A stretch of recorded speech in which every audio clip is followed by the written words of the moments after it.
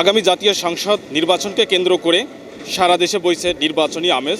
তো এরই প্রেক্ষিতেই কুষ্টিয়াতেও কিন্তু বিএনপি, জামাত সহ অন্যান্য দলের রাজনৈতিক নেতৃবৃন্দ নির্বাচনকে এগিয়ে নিতে তাদের গণসংযোগ কিন্তু ইতিমধ্যেই শুরু করেছে।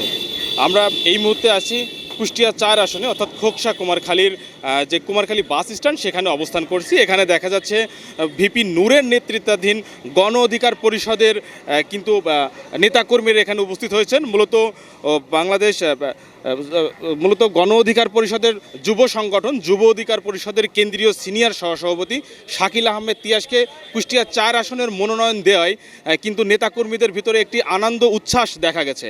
মূলত তারই নির্বাচনী প্রচারণার জন্য কিন্তু এই শত শত নেতাকর্মী মোটরসাইকেল বহর নিয়ে হাজির হয়েছেন। আরেকটি বিষয় জানিয়ে রাখি, শাকিল আহমেদ তিয়াস পূর্বে ছাত্র রাজনীতি করায় তার একটি ভোট ব্যাংক রয়েছে। পাশাপাশি ৫ তারিখের পরে হাসিনা সরকার পতনের পরেই কিন্তু শাকিল আহমেদ তিয়াসের নেতৃত্বে কুষ্টিয়া ৪ আসনে গণ অধিকার পরিষদের ব্যানারে অসংখ্য সেবামূলক সামাজিক কাজ হয়েছে, যার ফলেই কিন্তু এই আসনের তাদের ভোট সংখ্যা অনেকটা বৃদ্ধি পেয়েছে বলে মনে করছে এখানকার নেতাকর্মীরা।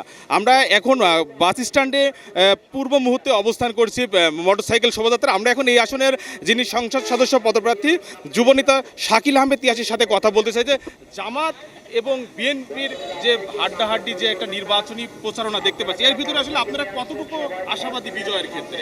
প্রথমে আপনার কথাটা আমি ভুল ধারণা করে দিচ্ছি, কারণ এখানে হাড্ডাহাড্ডি লড়াই হবে গণ অধিকারের সাথে। গণ অধিকার ব্যতীত কুষ্টিয়া ৪-এ কোনো কথা হবে না। জনাব নুরুল হক নূর আমার নেতা আমাকে নমিনেশন দিয়েছে। এই সাহস এইভাবে এখানে বলতেছি, আমার কুমারখালী খোকসার নেতাকর্মী দেখবে। কেউ যদি প্রোটেস্ট করতে পারে, আমি ১৬ বছর একটানা এই মাঠে রাজপথে ছিলাম। আমার ভাইদের সঙ্গে নিয়ে ফ্যাসিস্ট বিরোধী সকল আন্দোলনে সবথেকে বেশি নির্যাতিত একজন মানুষ।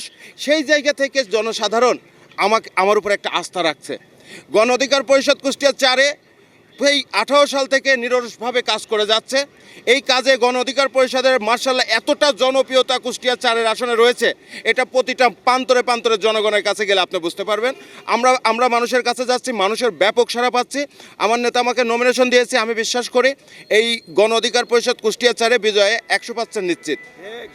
যেমনটি শুনছিলেন, মূলত হাসিনা সরকারের পতনের পর থেকেই কিন্তু কুষ্টিয়া ৪ আসনে গণ অধিকার পরিষদের ব্যাপক প্রচার প্রচারণা রয়েছে। পাশাপাশি ভিপি নূরের নেতৃত্বাধীন গণ অধিকার পরিষদ কিন্তু পূর্বেও এই আসনে অসংখ্য কাজ করেছে, যার ফলেই কিন্তু এই আসনটিকে অনেকটা বিজয় মনে করছেন গণ অধিকার পরিষদ নেতাকর্মীরা। এছাড়াও আরেকটি বিষয় জানিয়ে রাখি, কুষ্টিয়া ৪ আসন অর্থাৎ খোকসা কুমারখালী মিলে এই আসন, এখানে প্রায় ৫ লক্ষ ভোটার রয়েছে।